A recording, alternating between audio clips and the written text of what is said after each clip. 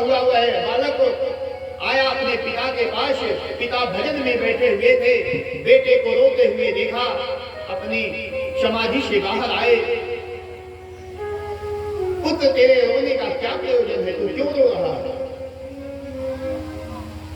इधर ये अपने पुत्र के रोने का प्रयोजन पूछते हैं, उधर महाराज परीक्षित जब अपने महलों को पहुंचते हैं, सर से मुकुट को जैसे ही नीचे उतारा, याद आ गया, अरे मैंने क्या अपराध किया, मैंने आज एक संत का अपराध कर दिया, मेरे पूर्वज संतों के चरणों में जीवन व्यतीत कर दिए और मैंने ये अपराध किया। राजा परीक्षित मन में ग्लानि लिए बैठे हुए हैं। इधर समीक मुनि ने क्या किया, अपने पुत्र से रोने का प्रयोजन पूछा तो पुत्र संगी ने बताया, पिता, हे पिताजी, आपके गले में उस दुष्ट राजा ने मरा हुआ सर्प डाला था, मैंने उसको श्राप दे दिया है कि आज से 7वें दिन तेरी मृत्यु हो जाएगी। समीक मुनि कहते हैं, पुत्र ये तूने ठीक नहीं किया। क्यों? महर्षि समीक कहते हैं, हे पुत्र, आज के बाद राजा परीक्षित जैसा धर्मात्मा राजा इस वसुंधरा भूमि पर नहीं आएगा, यह तूने अनर्थ कर दिया। कहते हैं बालकों के लालन पालन का विशेष ध्यान रखना चाहिए और जहां एक बालक हो वहां ज्यादा ध्यान देना चाहिए। क्यों? एक के बिगड़ने के चांस ज्यादा होते हैं। जिसके एक बालक हो उसको ज्यादा प्रयत्न के साथ में उसका लालन पालन करना चाहिए। लालेत 5 वर्षाणि 10 वर्षाणि तारेत अप्राप्ते तु घोर फेवर से पुत्रं मित्र वदाचरेत। अपने बालक को लालेत 5 वर्षाणि, प्रेम कब तक करना चाहिए? कहते 5 साल तक अपने बालक को खूब प्रेम करना चाहिए। 10 वर्षाणि तारेत, 10 साल तक उसके ऊपर निगाह रखनी चाहिए। क्या कहता है, क्या खाता है, कहां जाता है, किससे मिलता है, कैसे उठता है, कैसे बैठता है, कैसे चलता है, निगाह रखो। समय समय पर दंडित करना चाहिए। आप प्राप्त हेतु घोर से वर्षे, जैसे ही वह 16 वर्ष में प्रवेश कर जाए तब पुत्र मित्र बना चले। कहते हैं अपने पुत्र को अपना मित्र बना लिया। जब समीक मुनि को ज्ञात हुआ कि मेरे पुत्र ने राजा परीक्षित को श्राप दे दिया, अपने शिष्य को बुलाया और कहा, जाओ राजा परीक्षित को बता करके आओ कि तुम्हारी मृत्यु का श्राप तुमको प्राप्त हो चुका है। आज से 7वें दिन तुम्हें कच्छप के काटने से तुम्हारी मृत्यु हो जाएगी। अगर तुम चाहते हो तो अपनी मुक्ति का उपाय करो।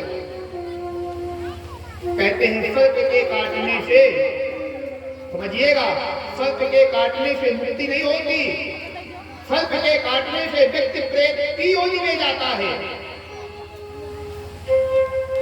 जब समीक मुनि के शिष्य राजा परीक्षित के पास में पहुंचे, राजा परीक्षित को जब यह बात बताई कि आपकी मृत्यु का श्राप आपको हो चुका है, राजा परीक्षित गदगद हो गए। अरे मुझे दंड मिल गया, मैंने एक ऋषि का अपमान किया जिसकी ज्वाला में मैं जल रहा था, मेरे पर बहुत बड़ी कृपा की, 7 दिन तक अभी मुझे जीवन दान दे दिया। मेरा अपराध तो ऐसा था कि एक क्षण में ही मेरी मृत्यु हो जानी चाहिए। तो कहते हैं राजा परीक्षित ने अपने मंत्रियों को बुलाया और कहा, आज ही हम संपूर्ण राज्य का त्याग करेंगे। अपने पुत्र जन्मेजय को बुलाया। जन्मेजय जब आए, महाराज परीक्षित ने जन्मेजय को गद्दी पर बिठाया और कहा, अब हम राजपाट त्याग करके अपने मुक्ति का साधन खोजेंगे। राजपाट में हमारी मुक्ति नहीं है तो मुक्ति कहाँ है? तो कहते हैं भगवान के भजन में हमारी मुक्ति है। ये राजपाट जो है, वैभव है, इसमें आदमी जब लिप्त हो जाता है, आप देखते होंगे, दूर की बात मत देखिए, यही पास की बात देखिए। कितने नेता आते हैं, इस समय तो चुनाव चल रहा है तो बहुत नेता आ रहे होंगे, कितनी बातें कह के जाते हैं, क्या उन बातों का कभी वो ध्यान रखते हैं जीतने के बाद? नहीं रखते। कि प्रभुता पाई पाई मद नाही, प्रभुता पाई पाई मद नाही, प्रभुता पाई पाई मद नाही, प्रभुता पाई पाई मद नाही, को नहीं अस जन्मा जग माही, ओ नहीं अस जन्मा जग माही। इस संसार में ऐसा कोई हुआ ही नहीं कि प्रभुता पाने के बाद जिसको मद न हुआ। व्यक्ति मदान हो जाता है, मद एक प्रकार का नहीं होता, धन का ही मद नहीं होता। किसी किसी को अपनी सुंदरता का भी मद हो जाता है कि बहुत सुंदर है, मुझसे ज्यादा सुंदर कोई नहीं। किसी किसी को अपनी आवाज पर मद हो जाता है, मुझसे अच्छा गला किसी का नहीं है, बहुत अच्छा गाता है। किसी को अपने परिवार पर बहुत मद हो जाता है कि हमारा परिवार बहुत विशाल है। किसी को अपनी शक्ति पर मद हो जाता है, किसी को अपने धन पर मद हो जाता है, किसी को अपने कुटुंब पर मद हो जाता है, किसी को अपने पद पर मद हो जाता है। ये मद कई तरह का होता है, सिर्फ धन का ही मद नहीं होता। महाराज परीक्षित कहते हैं, मैं मदांध हो गया था जो उस तपस्वी के गले में मरा हुआ सर्प डाला, मदांध हो गया। लेकिन वह ऋषि का पुत्र जिसने मेरे ऊपर बहुत बड़ी कृपा की, मेरा अपराध तो तुरंत मृत्युदंड का था, लेकिन उसने मुझे 7 दिन जीवित रहने का जो वरदान दिया, मैं उसका आभारी हूं। महाराज परीक्षित ने अपने पुत्र जन्मेजय को बहुत सुंदर ज्ञान दिया। पुत्र धर्मनीति, राजनीति, कूटनीति, नारी नीति, समाज नीति, सभी प्रकार से उपदेश देने के बाद कहते हैं, अब मैं अपनी मुक्ति का साधन खोजने के लिए जा रहा हूं। अब ना तुम मेरे पुत्र हो, ना मैं तुम्हारा पिता हूं, ना तुम मेरी पत्नी हो, ना मैं तुम्हारा पति हूं, ना मैं यहाँ का राजा हूं, और ना ही यह मेरी कोई प्रजा है। सब कुछ छोड़ दिया, एक पल में ही छोड़ दिया। कहते हैं जब वैराग आता है तब आदमी एक पल में सब कुछ छोड़ देता है। यहां से महाराज परीक्षित भगवान का भजन करने के लिए, अपनी मुक्ति का उपाय खोजने के लिए चल दिए कि हम कृष्ण महारस पीने को, हम राजपाट सब छोड़ चले। हरि कृष्ण महारस पीने को, सब राज पाट बद छोड़ चले। हरि कृष्ण महारस पीने को,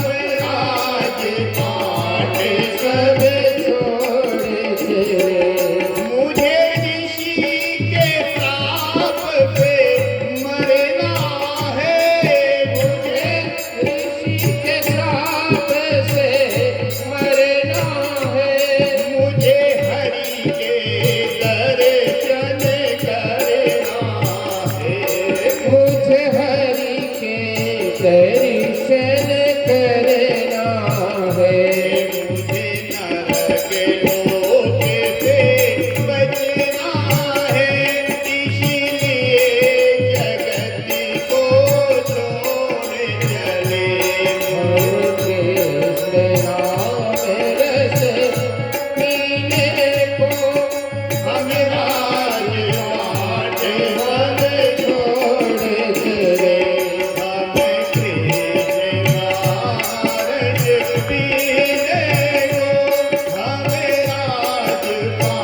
नारद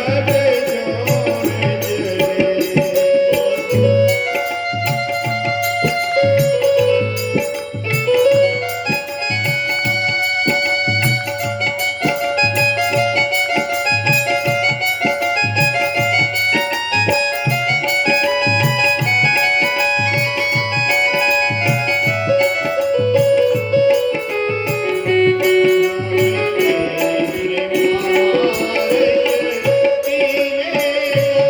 हम राजपाट सब छोड़ चले। हरे कृष्ण नाम रस पीने को सब राजपाट हम छोड़ चले। महाराज परीक्षित एक ही पल में संपूर्ण राजपाट वैभव सभी का त्याग कर दिया और यहाँ से सीधे गंगा जी के किनारे गए और वहीं पर पद्मासन लगा करके गंगा जी का दर्शन करने गए। कहते हैं जब ऋषियों को पता चला महाराज परीक्षित को मृत्यु का श्राप हो गया है, तो कहते हैं वहां ऋषियों की मंडली आ गई।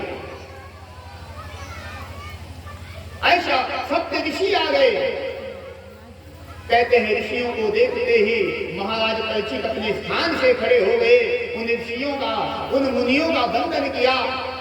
महाराज मैं आपसे एक ही बात पूछना चाहता हूं। महाराज परीक्षित कहते हैं ऋषियों मैं आपसे एक ही बात पूछना चाहता हूं कि मरने वाले व्यक्ति को क्या करना चाहिए। ये राजा परीक्षित ने सिर्फ अपने लिए नहीं पूछा, हम लोगों के लिए भी पूछा। तो क्या हम नहीं मरेंगे? हम भी मरेंगे। तो कहते हैं किसी ऋषि ने राजा परीक्षित के इस बात का उत्तर नहीं दिया।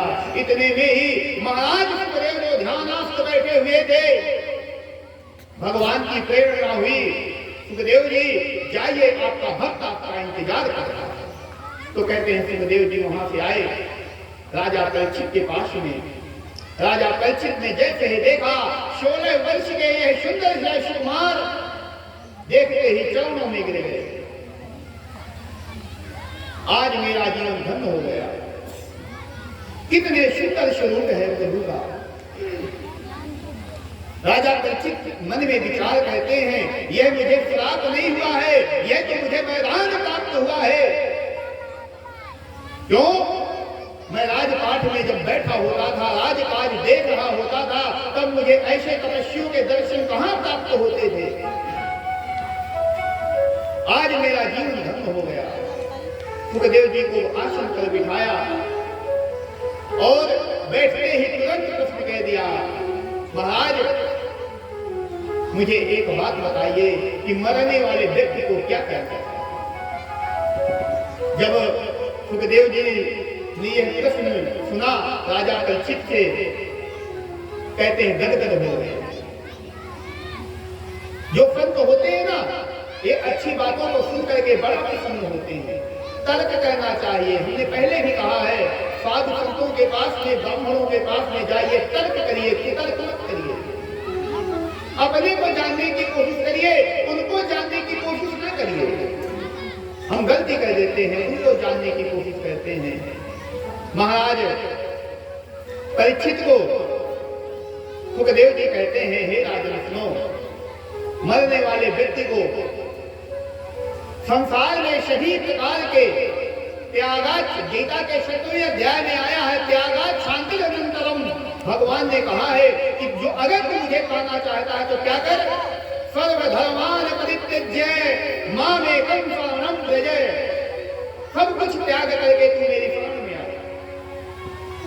महाराज सुखदेव प्रश्न पूछते हैं, राजन तुम्हारे यहाँ आने का प्रयोजन?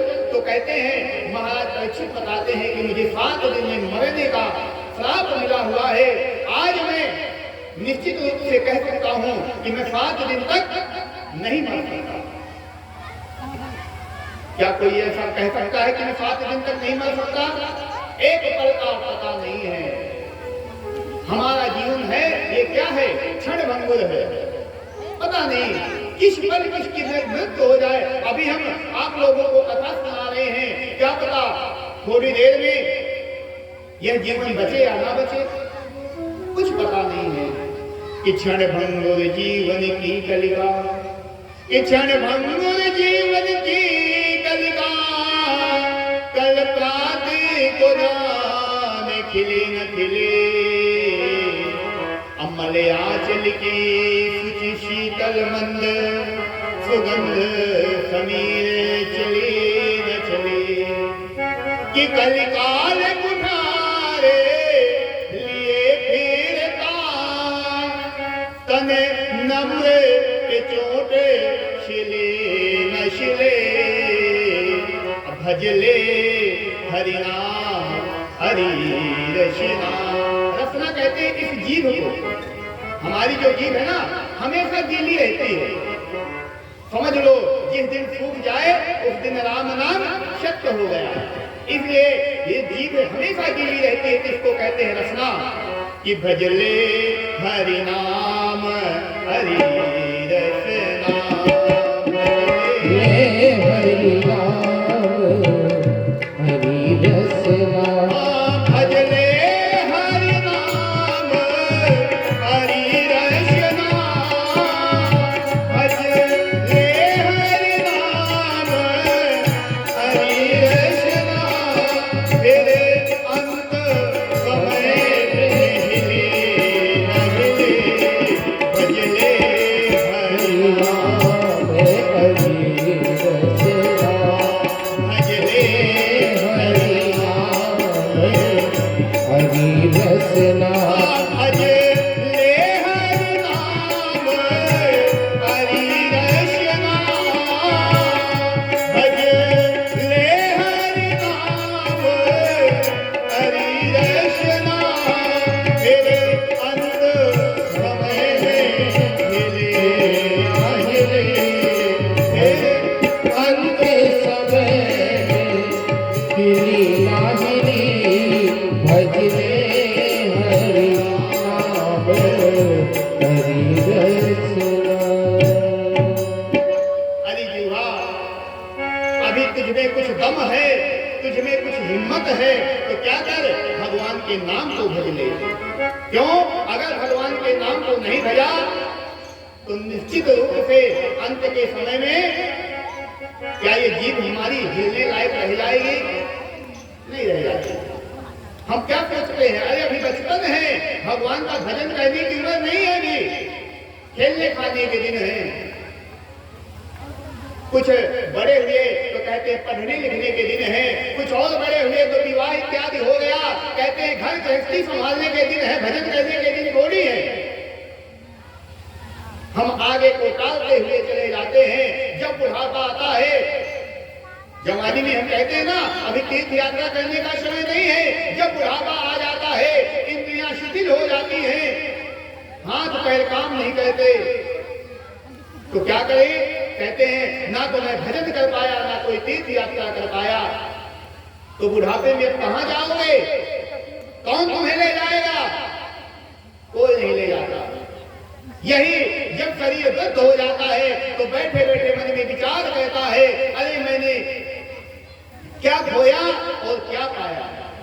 तो उम्र के आप किसी भी पड़ाव में हो, विचार करिए, तो अंत में यही निष्कर्ष निकलता है कि हमने सिर्फ खोया है, पाया कुछ नहीं। जीवन का यही सार है। इसलिए ये मत देखो कि जब जवानी आ जाएगी तब हम भजन करेंगे, जब बुढ़ापा आ जाएगा तब भजन करेंगे। आज हमको समय मिला है तो भगवान का भजन कर लो। अगर आज नहीं किया तो बाद में पछताने की हुआ कुछ नहीं मिलेगा। महाराज परीक्षित को सुखदेव मुनि कहते हैं, हे राजन, बताओ तुम क्या जानना चाहते हो। सुखदेव मुनि से राजा परीक्षित कहते हैं, भगवान, परमात्मा संसार में क्यों आता? अब यहां से राजा परीक्षित प्रश्न पूछते हैं और सुखदेव मुनि उन प्रश्नों का जवाब देते हैं। एक बार की बात है, कश्यप ऋषि भजन संध्या से निवृत्त हुए। सायंकाल की वेला थी। सायंकाल की वेला में कश्यप ऋषि की 13 पत्नियां थी, जिनमें 2 मुख्य पत्नियां थी, दिति और अदिति। दिति के राक्षस हुए और अदिति के देवता हुए, लेकिन दोनों के पिता एक ही हैं। कौन? कश्यप। आपने देखा होगा, जब कभी भी हम किसी पूजा पाठ में बैठते हैं ना, कई जवान हमको ऐसे मिलते हैं जिनसे हम कहते हैं अपने गोत्र का नाम लो, तो कहता है कि हमें पता नहीं। तो फिर ब्राह्मण क्या कहते हैं? कश्यप का नाम। भूले बिखरे कश्यप गोत्र। जो भूल गया हो उसके लिए हम कश्यप गोत्र ही अनुमानित कर लेते हैं। सायंकाल की वेला में महारानी दिति ने पुत्र प्राप्ति की इच्छा जताई कश्यप ऋषि से। कश्यप ऋषि कहते हैं, देवी, यह सायंकाल की वेला है, इसमें भगवान भोलेनाथ अपने गणों के साथ में विचरण करते हैं। सायंकाल की वेला में किया गया समागम और उस समागम से जिस संतान की उत्पत्ति होती है वह आसुरी प्रवृत्ति की संतान होती है, राक्षस प्रवृत्ति की होती है। कहते हैं, लेकिन दिति नहीं मानी, तो महाराज कश्यप उनके दुराग्रह को स्वीकार किया। और बाद में महाराज कश्यप ने कहा, देवी, तुम मेरी बात को नहीं मानी, इसलिए जाओ, तुम्हारे गर्भ से 2 राक्षस पैदा होंगे। जब महाराज कश्यप की बात को महारानी दिति ने सुना, मेरे गर्भ से राक्षस पैदा होंगे, तो महारानी दिति कहती है, प्रभु, मुझे राक्षस नहीं चाहिए, मुझे तो भगवत भक्त चाहिए। तो कश्यप जी कहते हैं कि पुत्र तो तुम्हारे दोनों राक्षस ही होंगे, लेकिन तुम्हारा जो पौत्र होगा वह भगवान का भक्त होगा। इधर महारानी दिति काल चक्र के अनुसार गर्भवती हुई और इधर तो श्राप हो गया ना, तो आएगा कौन इनके गर्भ से राक्षस बन के? तो कहते हैं भगवान विष्णु के क्षीर सागर में सनक सनंदन सनातन सनत कुमार भगवान के दर्शन करने के लिए पहुंचे। तो वहां जय और विजय नाम के 2 पार्षद रहते हैं भगवान के द्वारपाल बन करके। उन्होंने इन चारों को रोक लिया। यह चारों ब्रह्मा जी के मानसिक पुत्र हैं, हमने पहले आपको बताया। यह दर्शन करने के लिए जाने लगे। उन्होंने कहा, महाराज, अभी आप दर्शन करने नहीं जा सकते, प्रभु शयन कर रहे हैं। तो ये रुष्ट हो गए, नाराज हो गए और श्राप दे दिया कि जाओ, तुम यहां रहने लायक नहीं हो, जाओ, राक्षस हो जाओ। इन दोनों को, जय और विजय को, श्राप मिल गया। भगवान वैकुंठ से बाहर आए, सनक सनंदन सनातन सनत कुमार को दर्शन दिया। और जब भगवान के दर्शन सनक सनंदन सनातन सनत कुमार को प्राप्त हुए, तो कहते हैं उनका क्रोध समाप्त हो गया। जब क्रोध समाप्त हुआ, यह चारों ऋषि भगवान से प्रार्थना करने लगे, हे प्रभु, ये हमें क्रोध क्यों आया? कहते हैं, क्रोध करने से अपना तेज क्षीण हो जाता है, अपनी तपस्या समाप्त हो जाती है। हमने इनको श्राप दे दिया। भगवान कहते हैं, मेरी इच्छा थी जय और विजय दोनों इन ऋषियों के चरणों में गिर गए। महाराज, हमारे अपराध को क्षमा करो। तो कहते हैं, ऋषियों ने कहा, जाओ, राक्षस तो तुम बनोगे, लेकिन मैं तुम्हें एक वरदान देता हूं। क्या? तुम्हारी मुक्ति भगवान के हाथों से।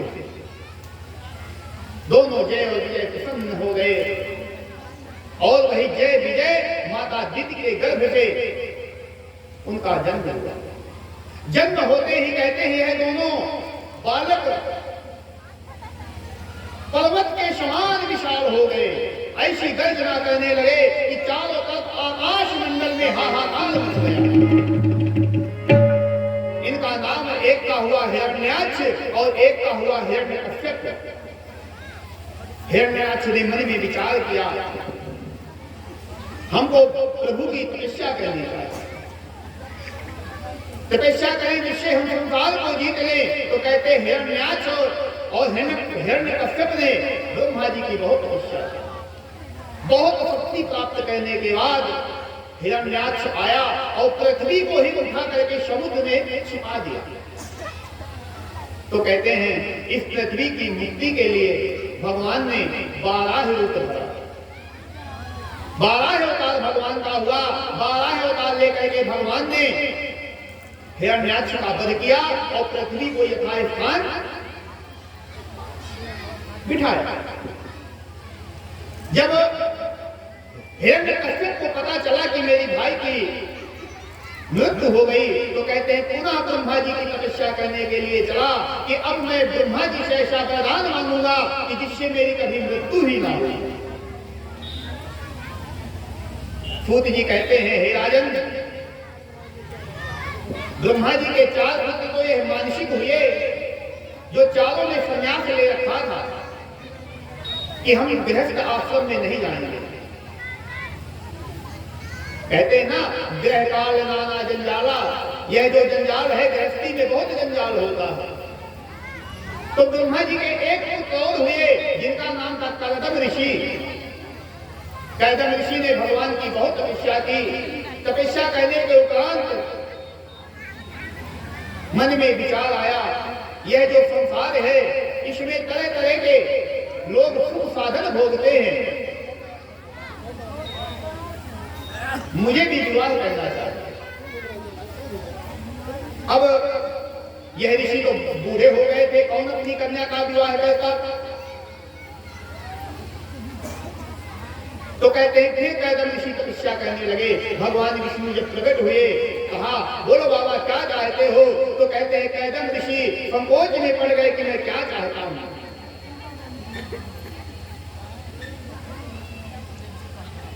भगवान ने कहा बताओ आपका क्या प्रयोजन है। तो कर्दम ऋषि ने कहा प्रभु मैं तो सिर्फ आपके दर्शन ही करना चाहता हूँ। भगवान ने कहा तुमने मेरे दर्शन करने के लिए तपस्या नहीं की। बाबा को कहना पड़ा महाराज मैं विवाह के लिए मैंने तपस्या की है, आपके दर्शन होने से मेरी सारी लालसा समाप्त हो गई। भगवान कहते नहीं, तुम्हारे मन में था कि मैं विवाह करूं तो स्वयंभू मनु के 3 कन्याएं हैं, आकृति देवहूति प्रसूति और 2 पुत्र हैं।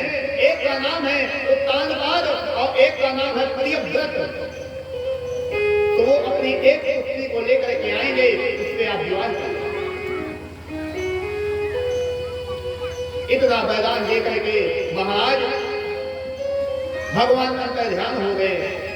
काल चक्र के अनुसार स्वयंभू मनु अपनी पुत्री देवहूति को लेकर के आए और कर्दम ऋषि के साथ उनका विवाह हुआ। विवाह हुआ। कर्दम ऋषि ने कहा स्वयंभू मनु से कि महाराज मैं आपकी पुत्री से विवाह तो कर रहा हूं, लेकिन मेरी एक शर्त है। क्या? एक पुत्र के जन्म होने के उपरांत मैं संन्यास को धारण कर लूंगा। क्यों? कर्दम ऋषि ने भगवान से वरदान भी तो मांगा था ना कि प्रभु मैं विवाह तो कर लूंगा, लेकिन अगर आप मेरे पुत्र बन करके आओ तो मैं विवाह करूंगा। भगवान ने वरदान दिया। स्वयं मनु ने यह बात स्वीकार की। काल चक्र के अनुसार बहुत समय व्यतीत होने के उपरांत 40 वर्ष व्यतीत हो गए। कर्दम ऋषि तपस्या में बैठ गए और जो है राजकुमारी थी देवहूति वहीं रह करके सूखे पत्तों को खाने लगी और पति के चरणों का अनुगमन करने लगी। जब 40 वर्ष बाद निद्रा खुली कैदम ऋषि ने कहा, देवी तुम कौन हो? जब कैदम ऋषि का विवाह हुआ था तब यह देवहूति 16 वर्ष की कन्या थी, राजकुमारी थी। आज 40 वर्ष तपस्या करते हुए हो गए तो कहते हैं देवहूति का शरीर बूढ़ा हो गया, आंखों में झुर्रियां पड़ गई, आंखों में कम दिखाई देने लगा। कैदम ऋषि ने पूछा, देवी तुम कौन हो? देवहूति कहती है, महाराज याद करो, आज से 40 साल पहले स्वयंभू मनु आए थे, उन्होंने अपनी पुत्री को आपको पत्नी के रूप में दिया था, वही मैं आपकी पत्नी हूं। देवी तुमने इतनी तपस्या की? हाँ प्रभु, आप तपस्या में बैठे थे, मैं यहाँ आपकी सेवा में लगी रही। कैदम ऋषि कहते हैं, तुम अपने पिता के घर को ना चली जाती? देखिए कितनी सुंदर बात कहती है। देवहूति कहती है, जो माताएं जरा जरा सी बात पर नाराज होकर मायके चली जाती है ना, ये बात उनके लिए विशेष रूप से, कभी देवरानी का जेठानी का झगड़ा हो गया, पति से झगड़ा हो गया, पुत्र से झगड़ा हो गया, कहती है मायके चली जाऊंगी, मायके चली जाती है, यह बात उनके लिए है।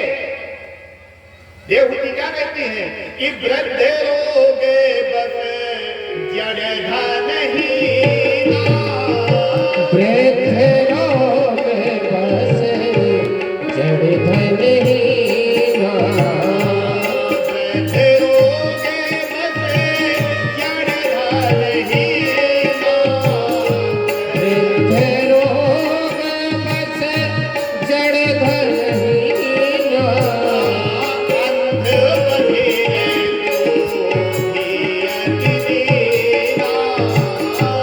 अंध बधिर को ही अति दीना, ऐसे हो पति करे ये अपमाना, ऐसो पद करे किए अपमाना, ऐसे हो पति करे ये अपमाना, ऐसो पद करे किए अपमाना, नारी पावे पूरे दुख नाना, नारी भाव जान दुख नाना। माता देवहूति कहती हैं, प्रभु कहते हैं नारी को कभी भी अपने पति का त्याग नहीं करना चाहिए, किसी भी परिस्थिति में अपने पति का त्याग नहीं करना चाहिए। यहाँ तक वृद्ध पति बूढ़ा हो, रोगी हो, वृद्ध रोग जड़ हो, जड़ बुद्धि का हो, अंध अंधा हो, बधिर बहरा हो, क्रोधी हो, अति दीन अति गरीब हो, ऐसे पति का भी पत्नी को निश्चल पूर्वक बिना मन में कोई राम लपेट लिए हुए सभी प्रकार के मन को निश्चल करके अपने पति के पास में रहना चाहिए। कभी भी नारी को अपने पति का त्याग नहीं करना चाहिए। जो नारी अपने पति का त्याग कर देती है, छोटी छोटी बातों में अपने पति का त्याग करके मायके चली जाती है, तो कहते हैं ऐसे हम पति करती है अपमाना, नारी पाव यमपुर दुख नाना। यमपुरी में उसको इतने इतने क्लेश मिलते हैं, इतने दुख मिलते हैं कि संसार में उसको इतने दुख कभी मिलते ही नहीं। ये हम नहीं कह रहे, माता देवहूति अपने पति से कह रही हैं कि मुझे अपने पति का कभी त्याग नहीं करना चाहिए। हम लोग कथा, ये कथा जो हर वर्ष होती है ना, तो ये टाइम पास के लिए नहीं होती। आप आइए अपने मनमर्जी जी की बातें सुनिए, या एक दूसरे से मोहल्ले में मुलाकात नहीं हुई, कोई दूसरे गांव के आ गए, उनसे मुलाकात नहीं हुई, तो चलो कथा में चलते वहीं मुलाकात करेंगे। ये मुलाकात का स्थान नहीं है। महाराज जी इतने प्रयास से ऐसी कथाएं कराते हैं, यज्ञ करवाते हैं, किस लिए? आप लोगों का कल्याण हो। आप लोगों के यहाँ बातें चौड़ा करने के लिए नहीं बुलाया जाता कि आप लोग यहाँ आए तरह तरह की बातें करें, सास बहू की कमी बताए, बहू सास की कमी बताए, भाई पिता की कमी बताए। नहीं, ये अपने घर में ही रख के आया करो।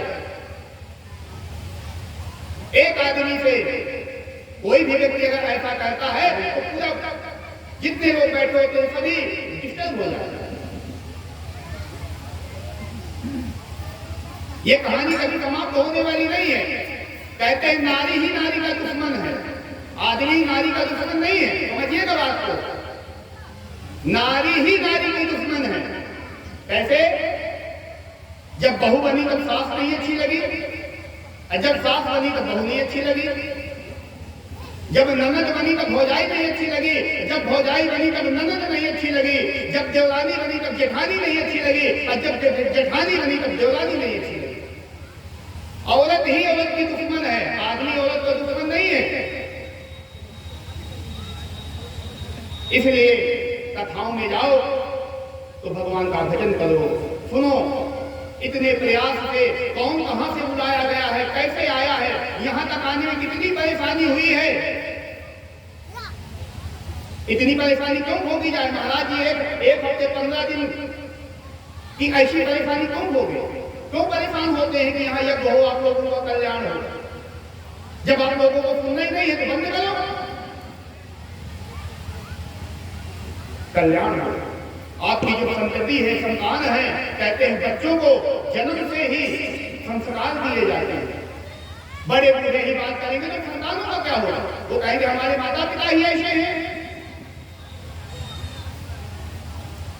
संकल्प बना लो, कभी भी कथाओं में जाओ, संतों के पास जाओ, ब्राह्मणों के पास में जाओ। यह कथा का अपमान होता है कि सामने कथा हो रही है और हम बातों में लगे होते हैं।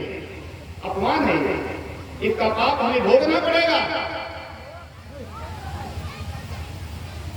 देवहूति कहती है भगवान मैं आपका त्याग करके कैसे चली जाती? आप तो मेरे पति हैं, मेरे पिता ने आपको दिया है, तो जब मैं संसार में जाऊंगी तो मैं आपके द्वारा ही विदा होकर के जाऊंगी, ऐसे नहीं जाता। कहते हैं कैदम ऋषि खुश हो गए और पास में एक तालाब था, कहा चलो देवी इसमें स्नान करो।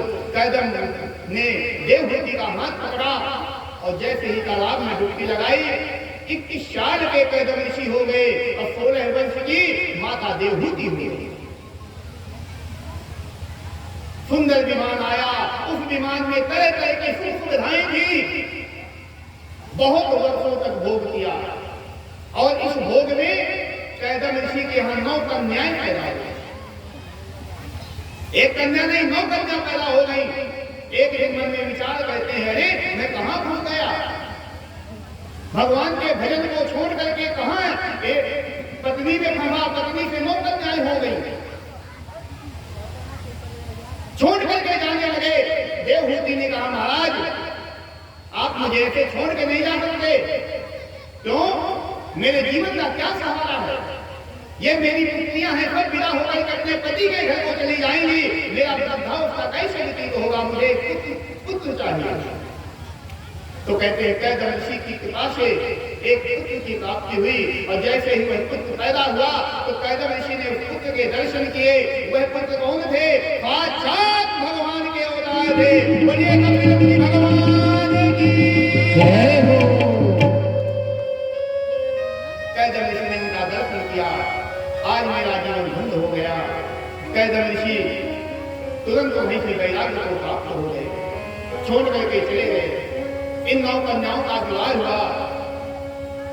एक दिन की बात है, माता देवहूति बहुत सुंदर आसन बनाया। आसन बनाने के उपरांत अपने पुत्र को, यह जो कपिल भगवान थे, इनको बिठाया और कहते हैं महाराज मैं जानती हूं कि आप भगवान हैं। कपिल मुनि कहते हैं माता ये क्या कह रही हो? माता देवहूति कहती है आप इसे कुछ सुनोगे मैं बोलूंगी, क्योंकि अगर आप बोलोगे तो मैं फिर कुछ कहूंगी। मैं जानती हूं कि आप भगवान हैं, तो मैं जो पूछती हूं बताऊंगा। तो कपिल मुनि कहते हैं बोलो माता क्या चाहती है? माता देवहूति कहती है मुझे प्रभु प्राप्ति का रास्ता बताया। तो कहते हैं कपिल मुनि ने नवधा भक्ति बताया, नवधा भक्ति का ज्ञान दिया। नवधा भक्ति का ज्ञान दिया अपनी माता को कि भगवान को पाने के लिए माता ये 9 प्रकार के रास्ते हैं। एक भी रास्ता पकड़ लोगे तो भगवान की प्राप्ति हो जाएगी। कि प्रथम भगति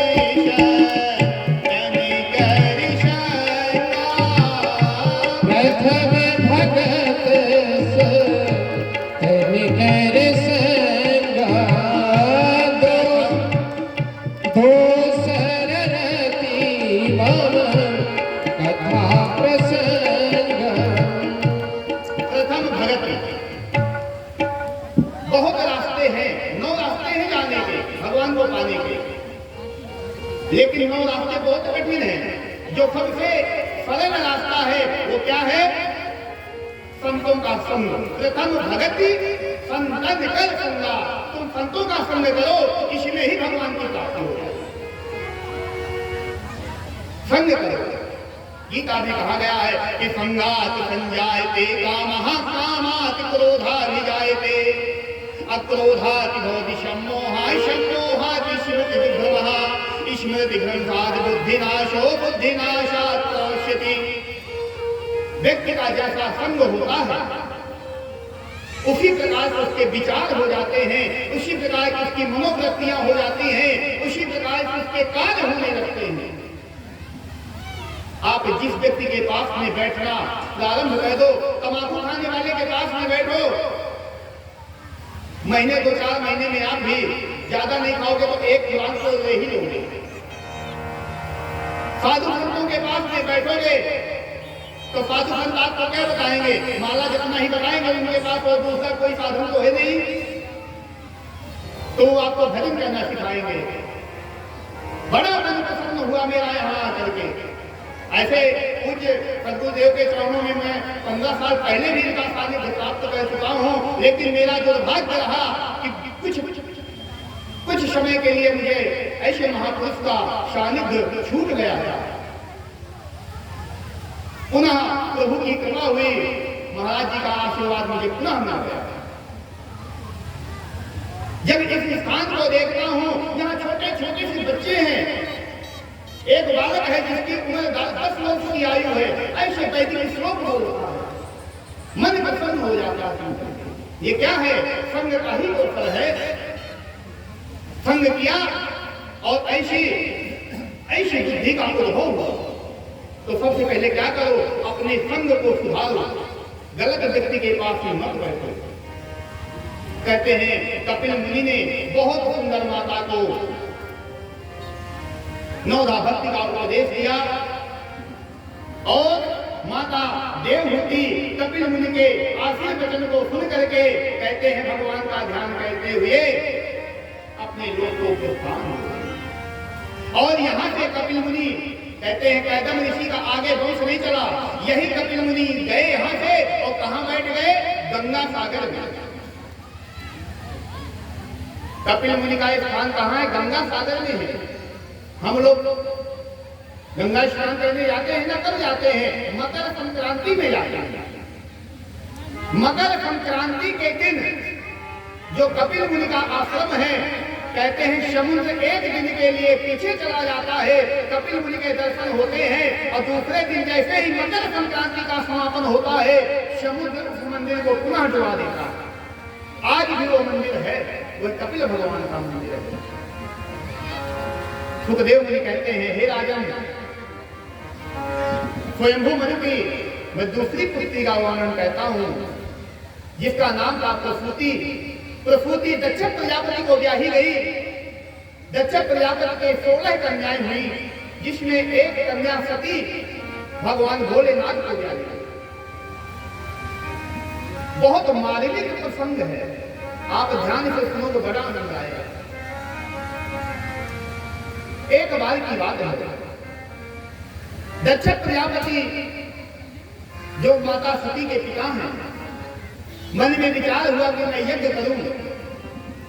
यज्ञ किया और यज्ञ में सभी को बुलाया, लेकिन अपनी पुत्री को नहीं बुलाया। जब अपनी पुत्री को नहीं बुलाया, आकाश मार्ग से विमानों को जाते हुए देखती है माता सती, तो भोलेनाथ से पूछती हैं प्रभु ये विमान कहां जा रहे हैं? भोलेनाथ कहते हैं देवी आपके पिता के यहाँ यज्ञ हो रहा है, यह विमान, इस विमानों में बैठ करके सभी देवी देवता आपके पिता के यहाँ जा रहे हैं। तो कहते हैं मायके में कोई आयोजन हो और माता को ना बुलाया जाए तो कहते हैं हृदय कितना विदेवल होता है। माता सती को महान कष्ट हुआ कि मेरे पिताजी यज्ञ कर रहे हैं, मुझे नहीं बुलाया। बार बार भीतर आती हैं, बार बार बाहर जाती हैं, भगवान भोलेनाथ के पैरों में बैठ जाती हैं, प्रभु मेरे पिता ने बुलाया है, जरूर उनसे कोई गलती हो गई होगी बुलाने में। आप देवाधिदेव महादेव हो, कालों के काल महाकाल हो, आपको कौन छोड़ सकता है। भगवान भोलेनाथ ने आज वो बात बताई जो आज तक माता सती को नहीं बताई थी। भगवान भोलेनाथ कहते हैं देवी सुनो, एक बार की बात है, ब्रह्मा जी ने जब आपके पिता को प्रजापति बनाया था तो प्रजापति के पद में वह मदान हो गया। वहां भगवान विष्णु ब्रह्मा इत्यादि सभी बैठे हुए थे, देवताओं की सभा लगी हुई थी, मैं भी वहां बैठा हुआ था, मैं भगवान के स्मरण में बैठा हुआ था। इतने में आपके पिता का आगमन हुआ। सभी देवी देवताओं ने खड़े होकर के आपके पिता को नमस्कार किया, लेकिन मैं नमस्कार नहीं कर पाया। क्यों? मैं तो भगवान के भजन में लगा हुआ था। तो आपके पिता को लगा कि शंकर ने मेरी अवमानना की, मेरा अपराध किया, मेरा अपमान किया। तो कहते हैं तेरे पिता ने उस दिन मुझे बहुत कुछ कहा, लेकिन मैंने तुम्हारे पिता को कुछ नहीं कहा। मैं वहां से चुपचाप भगवान का भजन करके ही चला आया। उसी अपमान का बदला लेने के लिए तुम्हारे पिता ने यज्ञ किया। माता सती कहती हैं भोलेनाथ अगर आप भी नहीं जाओगे, आप भी नहीं जाओगे, मैं भी नहीं जाऊंगी, तो क्या होगा? रिश्तेदारी टूट आएगी। आप ऐसा करो, अगर आप नहीं जाना चाहते तो आप मत जाओ, आप मुझे जाने की आज्ञा दो, मैं अपने पिता को मना लूंगी, वो आएंगे आपके पैरों में बार बार नमन करेंगे। भगवान भोलेनाथ कहते हैं देवी, कहते हैं कि तुम वहां ना जाओ। क्यों? भोलेनाथ आपने जब विवाह किया था तब आपने मुझसे ये वचन, मैंने आपसे ये वचन भी लिया था कि मैं अपने गुरु के घर, अपने पिता के घर, मैं आपके बिना आज्ञा के अगर जाना चाहूं तो आप मुझे जाने देंगे। आपने यह वचन अग्नि को साक्षी मान करके दिया था। तो मैं आज अपने पिता के यहाँ जाना चाहती हूं, तो आप मुझे क्यों रोकना चाहते हैं? भगवान भोलेनाथ ने कहा अगर पिता ने अज्ञानवश भूल गया हो बुलाना तो अपने पिता के यहाँ बिना बुलाए जा सकते हो। अगर उसने अभिमान से तुमको नहीं बुलाया तो वहां नहीं जाना चाहिए। जगत मित्र प्रभु पितु गुरु के जाइए बिन हो ना स्नेहा तत विरोध मान जहाँ होई तहाँ गए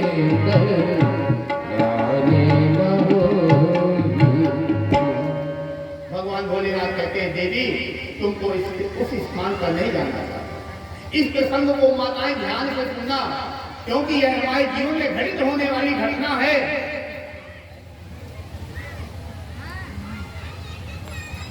जब माता सती नहीं मानती हैं, भोलेनाथ को प्रणाम करने बारंबार आती हैं, तो वो मुझे जाने की आज्ञा दो। भगवान भोलेनाथ कहते हैं देवी भूतो ना भविष्यति, तुम्हारा वहां जाने से कल्याण नहीं होगा।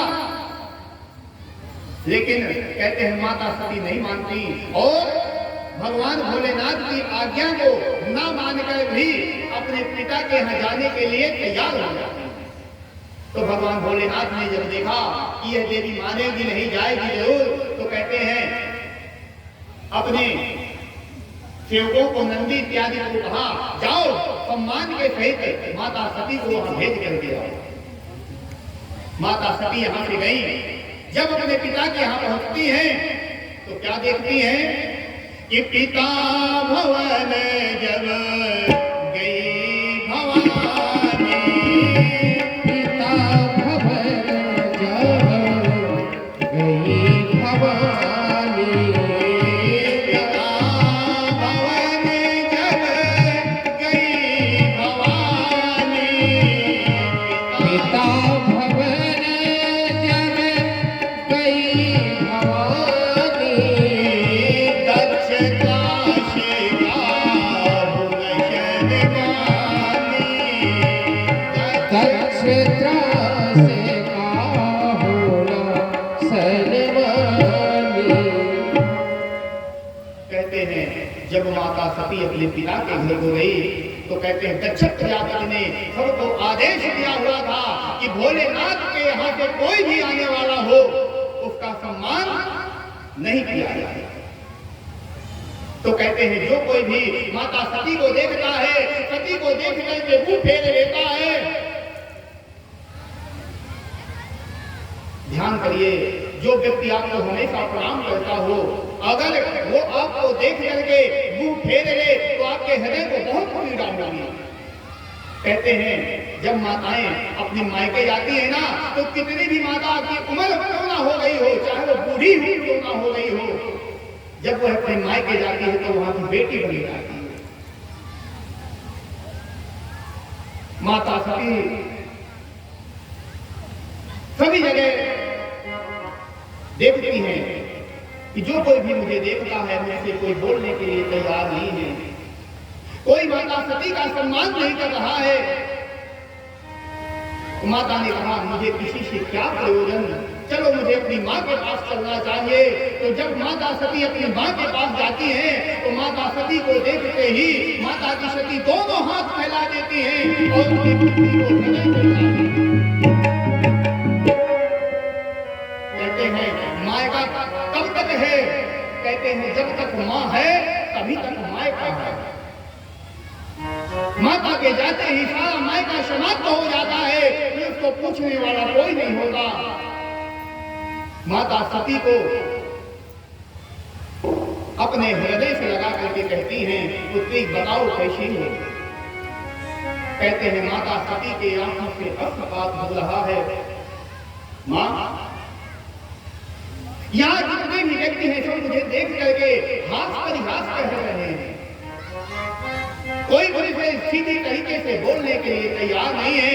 मेरी जो बहनें हैं वह भी मेरा उपहास कर रही हैं कि शादर भले ही मिली तो माता, सादर भले ही मिली एक माता, भगनी मिले बहुत शिकाता, भगनी मिली बहुत मुस्काता। माता सती को देख करके बहनें मन में विचार करती हैं। कहते हैं हंसना अच्छी बात है लेकिन व्यंग्यात्मक हंसी नहीं हंसनी चाहिए। जिस हंसी से हमारी सामने वाले का अपमान हो ऐसी हंसी नहीं हंसनी चाहिए।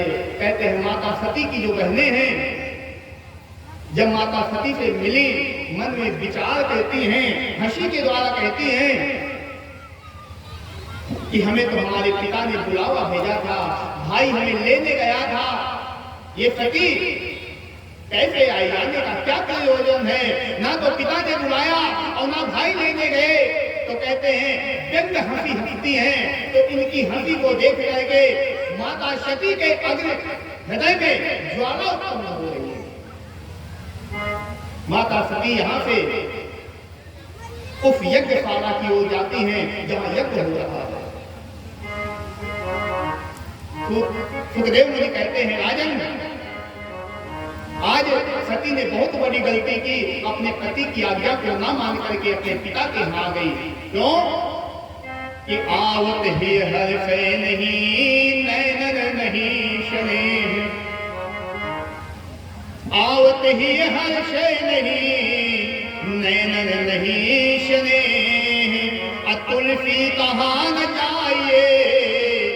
चाहे कंचन बरेशे नीहू। अगर आपके आने से हमें प्रसन्नता नहीं हुई, आपको देख करके हमारा हृदय प्रफुल्लित नहीं हुआ, तो आपको हम कितना भी सोना चांदी दे दें, आपके आने का कोई मतलब नहीं है। कहते हैं जहां सम्मान ना हो वहां कभी नहीं जाना चाहिए, वह चाहे अपने पिता का ही घर क्यों ना हो। माता सती यहां से सीधे यज्ञशाला की ओर जाती हैं, जहां उनके पिता यज्ञ कर रहे हैं। माता सती देख रही हैं, यज्ञशाला में पहुंच करके छोटे छोटे देवी देवताओं का, छोटे छोटे ऋषि मुनियों का, यक्षों का, नागों का, किन्नरों का,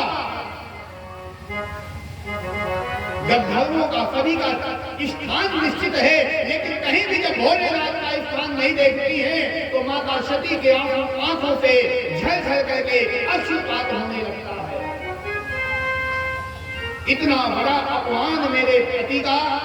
कहते हैं जो सती नारी होती है ना, वह कभी अपने पति के अपमान को नहीं सह सकती, वह अपमान चाहे उसके पिता के द्वारा ही क्यों न किया गया है। किसी भी नारी को अपने पति का ना तो अपमान करना चाहिए और ना अपने पति के अपमान को सहना चाहिए, चाहे वह अपमान किसी के द्वारा भी हो। माता सती ने जब देखा मेरे पति का कहीं स्थान नहीं है, सीधे गई अपने पिता के पास और कहती है, अरे दक्ष प्रजापति, यहां कहते हैं पिता नहीं कहा, माता सती ने सीधा कहा, अरे दक्ष प्रजापति तू इतना मरांग हो गया, जो देवाधिदेव है, महादेव है, आस्तिक है, तुमने उनका अपमान किया। मैं कितनी बड़ी लालसा लेकर के आई थी, मैं भगवान भोलेनाथ को विश्वास दिला करके आई थी कि मैं अपने पिता को मना लूंगी। मैंने अपने पति से कहा था, अज्ञानवश मेरे पिता ने आपको नहीं बुलाया। आज मैं कहीं की नहीं रही, ना तो मैं पति के यहाँ जाने की रही और ना मैं तुम्हारे यहाँ रहने की रही। क्यों? तुमने मेरे पति का अपमान किया है, इसलिए मैं तुम्हारे घर नहीं रह सकती, और मैंने अपने पति की आज्ञा नहीं मानी, इसलिए मैं पति के घर जाने लायक भी नहीं रह गई। अरे पिता, तूने मुझे कहीं का नहीं छोड़ा। कहते हैं जब किसी नारी को, किसी माता को, किसी बहन को जब मायके में अपमान होता है ना, तो कहते हैं ससुराल के 1000 अपमान सह जाती है, लेकिन मायके का एक अपमान सहना उसके लिए बहुत भारी होता है। इसलिए कभी भी अपने जीवन में अपनी पुत्री का, अपनी बहन का, जो आपसे स्नेह से मिलने आती है, हमारी माता अगर अपने मायके जाती है तो कभी उनका अपमान नहीं करना, सम्मान करना। यज्ञ नारित्य पूजन्ते रमन्ते तत्र देवता, यद्वैतास्तना पूजन्ते सर्वास्तत्रा फलक्रियाः। कहते हैं जहां नारी का सम्मान नहीं होता, जहां नारी की पूजा नहीं होती, वहां पर किया गया कोई भी कार्य हो, निश्चित रूप से उसका विध्वंस हो जाता है। माता सती के आंखों से झरझर के आंसू बह रहे हैं। अरे पिता, मैं क्या सोच के आई थी, क्या हो गया? कितना विश्वास में भोलेनाथ को देकर के आई थी कि मैं अपने पिता को मना लूंगी, लेकिन यहां तो तुमने मेरे पति के लिए कोई स्थान ही नहीं दिया। क्या करूं? ना मैं यहाँ रहने लायक, ना मैं अपने पति के पास जाने लायक। ये तुम्हारे द्वारा जो दिया गया मुझे शरीर है, आज मैं इस शरीर को नष्ट कर दूंगी। मैं नहीं जीना चाहती। कहते हैं माता सती वहीं यज्ञशाला पर बैठ गई और बैठने के उपरांत भगवान महादेव के चरणों का चिंतन किया और योगाग्नि के द्वारा अपने प्राणों की आहुति दे दी, अपने प्राणों को त्याग दिया। वहां हाहाकार मच गया। जो भगवान शंकर के द्वारा भेजे गए दूत थे, हाहाकार मचा दिया। कहते हैं उसमें भृगु ऋषि इत्यादि भृगु जी आचार्य थे उस यज्ञ के, उन्होंने उनको काफी दंडित किया। भगवान भोलेनाथ के दूत दौड़ भाग करके जब भोलेनाथ के पास में गए, ये सूचना बताई, तो भोलेनाथ ने अपनी एक जटा उखाड़ी और जमीन पर पटक दिया। वीरभद्र का जन्म हो गया। बोले वीरभद्र भगवान की जय हो। भगवान ने आदेश दिया, जाओ दक्ष प्रजापति के यज्ञ को विध्वंस कर दो। कहते हैं जब वीरभद्र चले तो जिस तरह से तूफान चलता है, आंधी आ गई, इतनी तेज वेग से चले कि बड़े बड़े वृक्ष उखड़ रहे हैं। जब वीरभद्र वहां दक्ष प्रजापति के यज्ञशाला में पहुंचे, सबको मारना काटना सामने मिल गए दक्ष प्रजापति, तो कहते हैं दक्ष प्रजापति का सर धड़ में अलग गए, यज्ञ विध्वंस हो गया। अब महाराज परीक्षित पूछते हैं, भगवान यज्ञ विध्वंस होने के बाद में क्या हुआ? सुखदेव मुनि कहते हैं, राजन सुनो, भगवान शंकर को बुलाया गया। भगवान शंकर आए, भगवान विष्णु आए। कहते हैं ये उस यज्ञ में ना तो ब्रह्मा जी आए थे, ना भगवान विष्णु आए थे, और ना महादेव आए थे। ये ब्रह्मा विष्णु क्यों नहीं आए?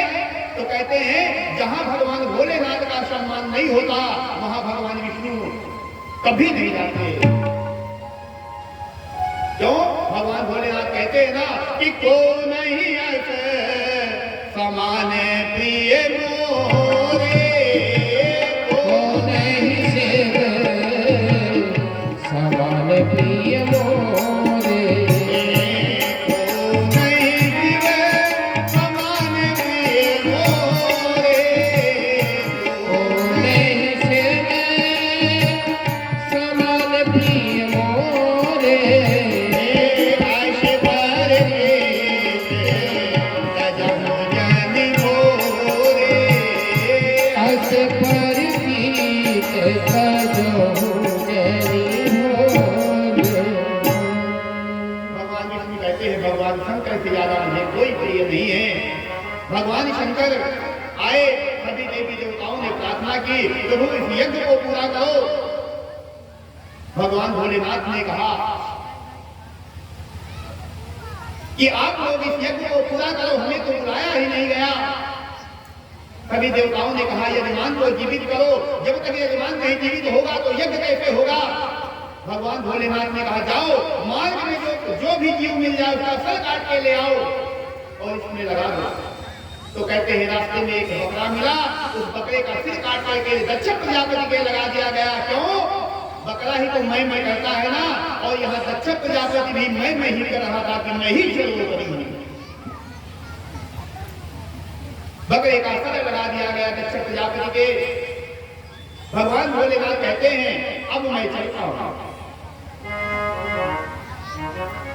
सभी देवी देवताओं ने प्रार्थना की, तो आप इस यज्ञ में भाग लीजिए।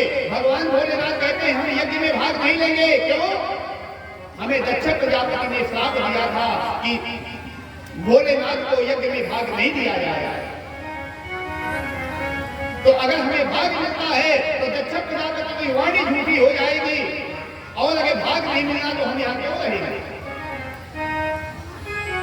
तो कहते हैं ब्रह्मा जी ने कहा, हे देवाधि महादेव,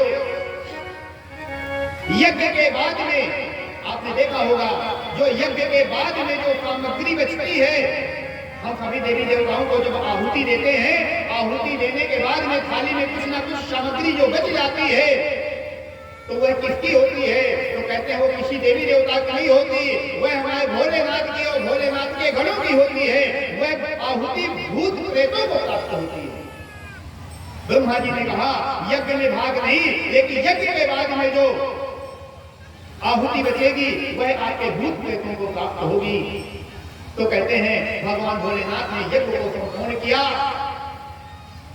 और यज्ञ को संपूर्ण करने के बाद भगवान भोलेनाथ अपने पुनः कैलाश धाम को प्रस्थान कर गए। ऐसे तो बीच में और कथा आती है कि माता भगवती के शरीर को लेकर के भोलेनाथ गए। भगवान विष्णु ने उनके खंड खंड किया, वही 51 शक्तिपीठ बन गए।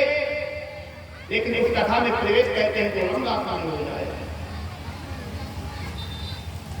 भगवान भोलेनाथ जब कैलाश पर्वत पर पुनः पहुंच गए, यहाँ राजा परीक्षित कहते हैं भगवान एक बात बताइए। सुखदेव मुनि कहते हैं राजा पूछो, क्या पूछना चाहते हो? राजा परीक्षित कहते हैं क्या सिर्फ पति के अपमान से ही सती ने अपने शरीर को त्याग दिया या कोई और प्रयोजन था? कोई और बात भी थी क्या? सुखदेव जी राजा परीक्षित की बात को सुन करके हंसने लगे। कहते हैं हाँ राजन, एक बात और थी क्या?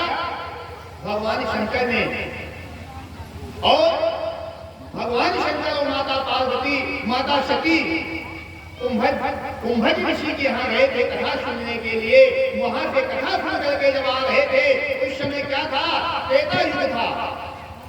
भगवान विष्णु रामा अवतार में मनुष्य की लीलाएं कर रहे थे। उसी समय सीता से वियोग हो गया था। सीता से वियोग हो गया तो भगवान राम लक्ष्मण के साथ में सीता को ढूंढ रहे हैं।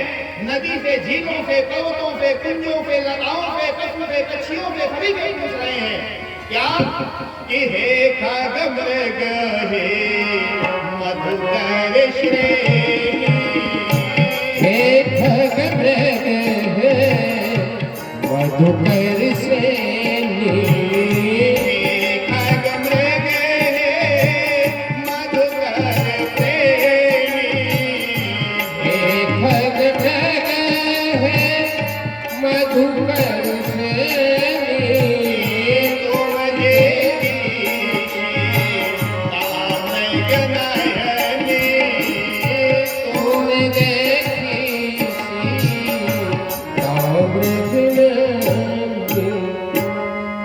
जब राम जी सीता जी को खोजते हुए विलाप कर रहे हैं तो कहते हैं उसी समय भगवान शंकर माता सती के साथ में निकले और देखा कि भगवान यहाँ लीला कर रहे हैं। तो कहते हैं भगवान भोलेनाथ ने दूर से ही प्रणाम किया। जब भगवान भोलेनाथ ने प्रणाम किया तो साथ में माता सती थी। सती ने कहा प्रभु आप तो देवाधिदेव महादेव हो, कालों के काल महाकाल हो, यह साधारण से पुरुष अपनी पत्नी को खोजते घूम रहे हैं, आपने इनको प्रणाम कैसे किया? भगवान भोलेनाथ कहते हैं देवी यह कोई साधारण पुरुष नहीं है। कौन है? कि कोई मम इष्ट देव रघुवीरा, कोई मन इष्ट देव रघुवीरा, सेवक माही सदा निधीरा, सेवक जाहि सदा मोहि धीरा। ये मेरे प्रभु हैं, ये भगवान विष्णु हैं। तो माता सती को संदेह हो गया ये अगर भगवान हैं तो इनको पता है कि मेरी पत्नी कहाँ है, ये क्यों घूम रहे हैं, क्यों साधारण पुरुष की तरह आंखों में असल बात कर रहे हैं? जब इनको पता है कि मेरी पत्नी कहाँ है तो क्यों नदी से, झीलों से, कुंजों से, पर्वतों से, पशु से, पक्षियों से, लताओं से क्यों पूछ रहे हैं? भगवान भोलेनाथ कहते हैं लीला कर रहे हैं। माता सती कहती हैं प्रभु मुझे आपकी बात पर विश्वास नहीं हो रहा, ये भगवान है।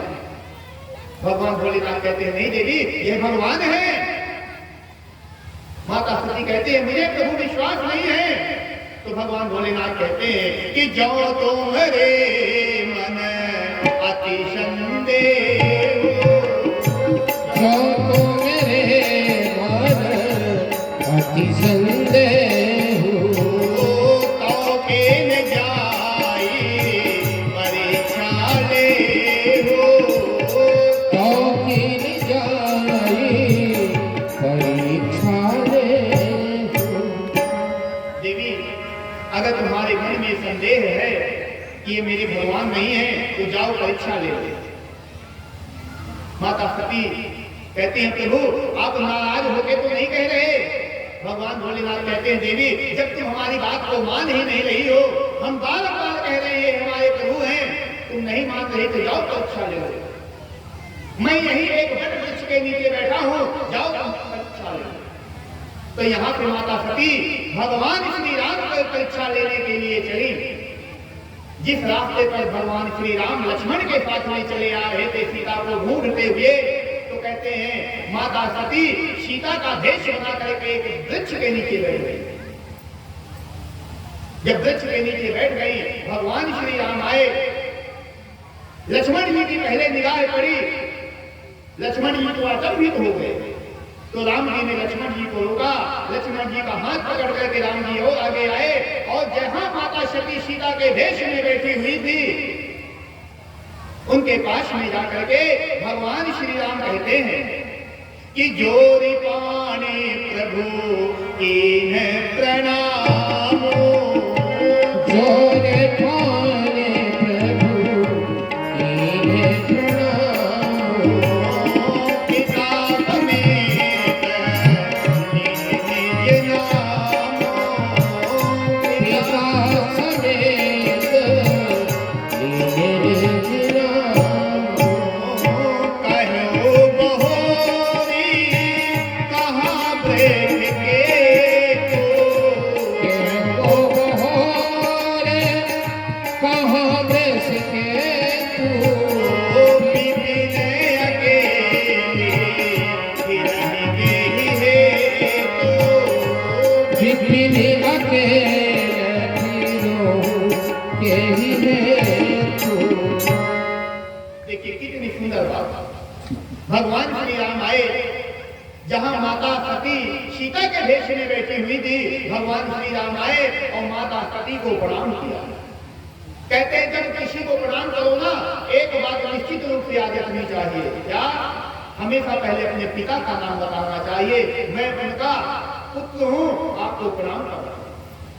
पिता समेत लीन निज नामो, बताया भगवान श्री राम ने, मैं दशरथ नंदन राम, हे भगवती आपको प्रणाम करता हूं। इसके बाद क्या कहा? भगवान राम कहते हैं कि कहो बहोरी कहां वृक्ष केतु, जो बैल की सवारी करने वाले हैं भगवान भोलेनाथ कहां हैं? आप यहाँ जंगल में अकेली कैसे घूम रही हैं? जैसे ही ये बात माता सती ने सुनी, अरे प्रभु ये तो साक्षात परमात्मा है, ये मुझे जान गए। कहते हैं माता सती वहां से उठी, भगवान श्री राम से कुछ भी नहीं कहा, एक भी शब्द नहीं कहा, और वहां से चल दिया। जैसे हमारी चोरी पकड़ी जाती है तो हम कितने भयभीत हो जाते हैं, उसी प्रकार से माता सती की चोरी पकड़ी गई और माता बहुत भयभीत हो गई। अब माता सती जब चली तो देखती है जहां भगवान शिव बैठे हुए थे उसी रास्ते पर चली, लेकिन पीछे मुड़ करके देखती है कि देखो वो पीछे राम लक्ष्मण आ रहे हैं। तो माता सती क्या देखती है कि जहां चित वहीं ताना प्रभु आशीना, जहाँ चित वहीं प्रभु आसीना, सेवा ही शेष मुनीश प्रवीणा, सेवहि सिद्ध मुनीश प्रवीणा। माता सती जिधर देखती है तो राम लक्ष्मण सीता दिखाई देते हैं। आगे देखा राम लक्ष्मण सीता, पीछे देखा राम लक्ष्मण सीता, बाएं दाएं जहां भी देखती है भगवान राम लक्ष्मण सीता दिखाई देते हैं। माता सती दौड़ती हुई भगवान शंभु के पास में, भोलेनाथ के पास में गई। भगवान भोलेनाथ ने जैसे ही सती को देखा, देवी आ गई? हाँ प्रभु मैं आ गई। तुमने परीक्षा ली?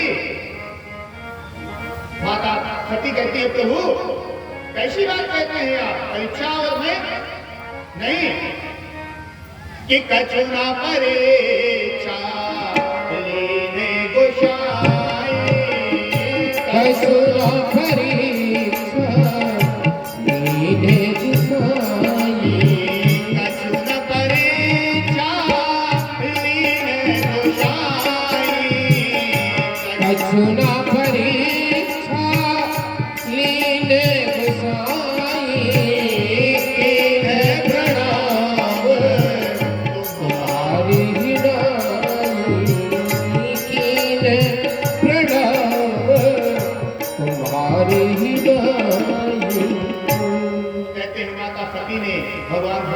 से झूठ बोला कि मैंने कुछ भी परीक्षा नहीं की।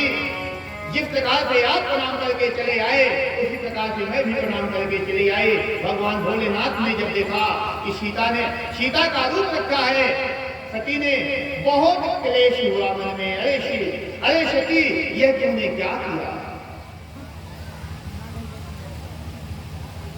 तुम मेरी पत्नी हो और तुमने मेरी माता का स्वरूप रखा। क्या करूं? अब मैं तुम्हें पत्नी के रूप में रख नहीं सकता।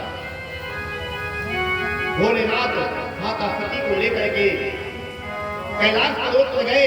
मन ही मन में विचार किया कि एहि तन सती नीक मोहिनाई, एहि तन सती नीक मोहिनाई, शिव शंकर किन मन माई, शिव संकल्प किन बल माई।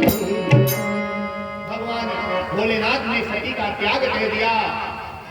माता सती को जब पता चला कि भोलेनाथ ने मेरा त्याग कर दिया तो माता सती मन में विचार करने लगी कि कब वह समय आए जब मैं शरीर को त्याग दूं। तो कहते हैं वह समय आया। दक्ष प्रजापति ने यज्ञ किया, भगवान भोलेनाथ को नहीं बुलाया। माता सती ने सोचा इससे अच्छा सुंदर समय नहीं मिलेगा, इसी समय में मैं अपने प्राणों का त्याग कर दूं। क्यों? इन प्राणों को लेकर के मैं क्या करूंगी जिसमें मेरे पति ने ही मुझे त्याग दिया हो। तब वही यज्ञ का बहाना बना और माता सती ने अपने प्राणों को त्याग करके पुनः अगले जन्म में शैल की पुत्री बन करके आई, जिसमें इनका नाम पार्वती हुआ। और पुनः भगवान भोलेनाथ की तपस्या की और भोलेनाथ की ऐसी तपस्या की, कहते हैं भगवान विष्णु भी परीक्षा लेने के लिए आए, नारद भी आए और भगवान भोलेनाथ के दो गुणों को गिनाया। शमशान घाट में रहते हैं, दिगंबर भेषधारी हैं, चिता की भस्म लपेटे रहते हैं। क्या है उनके पास? उनसे मत विवाह करो। तो कहते हैं, माता पार्वती कहती हैं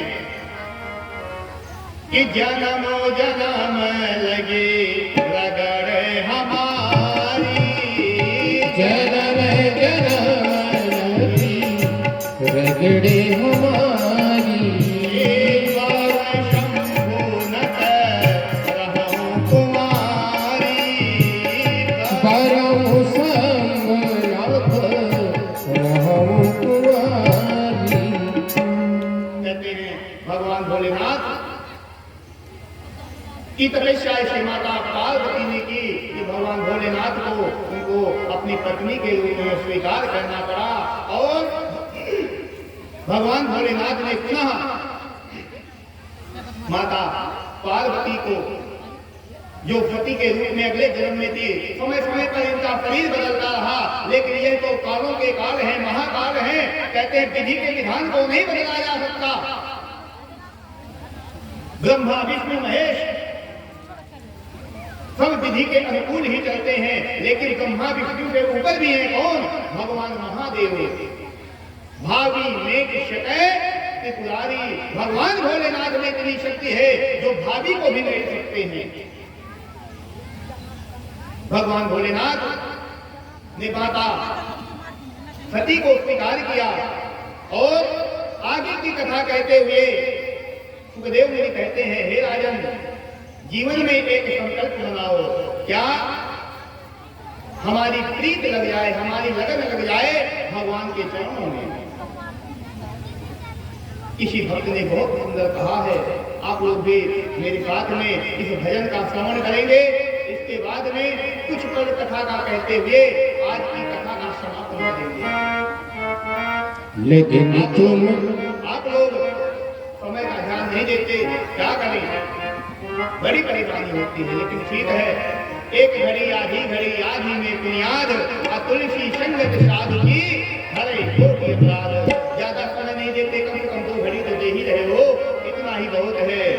भगवान से प्रार्थना करो क्या कि मुझे ऐसी लगन तो लगा दे कि तेरे बिना पल न रहूं। मुझे ऐसी लगन तो लगा दे कि तेरे बिना पल न रहूं।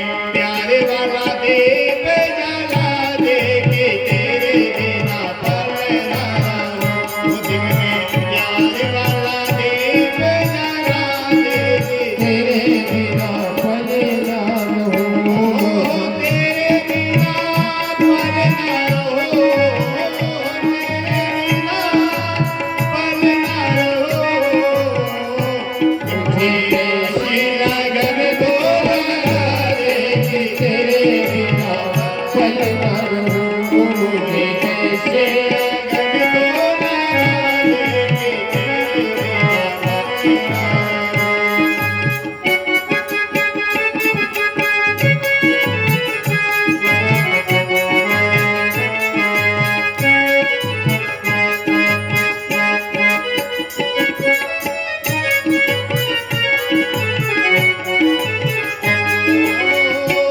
तेरे चरणों के लोक में मैं मिल जाऊं। तेरे चरणों की धूल में मैं मिल जाऊं। अब आश यही है कहीं तोरे न जाऊं। अब आश यही है कहीं तोरे न जाऊं। दिल में भक्ति का रंग चढ़ा दे तेरे बिना पल ना रहूं। भक्ति का रंग चढ़ा दे कि तेरे बिना पल ना रहूं। तेरे बिना पल ना रहूं। तेरे बिना पल ना रहूं। ऐसी लगन तो लगा दे कि तेरे बिना पल ना रहूं। मुझे ऐसी लगन तो लगा दे कि तेरे बिना पल ना रहूं। कि तूने दिल को चुराया मैंने कुछ ना कहा। तूने दिल को चुराया मैंने कुछ ना कहा।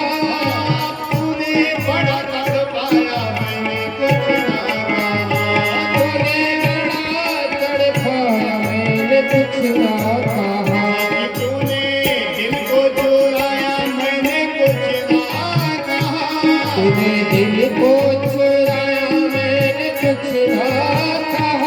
तूने बड़ा तड़पाया मैंने कुछ ना कहा। तूने बड़ा तड़पाया मैंने कुछ ना कहा। अब आकर झलक दिखा दे कि तेरे बिना पल ना रहूं। अब आकर झलक दिखा दे कि तेरे बिना पल ना रहूं। तेरे बिना पल ना रहूं। तेरे बिना पल ना रहूं। ऐसी लगन तो लगा दे कि तेरे बिना पल ना रहूं। ऐसी लगन तो लगा दे कि तेरे बिना पल ना रहूं। ऐसी लगन तो लगा दे कि तेरे बिना पल ना रहूं। ऐसी लगन तो लगा दे कि तेरे बिना पल ना रहूं। ऐसी लगन तो लगा दे कि तेरे बिना पल ना रहूं। बोलिए वृंदावन बिहारी लाल की उमापति महादेव की जय। जय श्री राधे। आज परमपिता परमात्मा की कृपा से 3 दिवस की कथा का समापन। कल की कथा में भगवान श्री कृष्ण का जन्मोत्सव मनाया जाएगा। कल देखते देखते आज 3 दिवस व्यतीत हो गए, पता ही नहीं चला। 4 दिन की कथा और रह गई।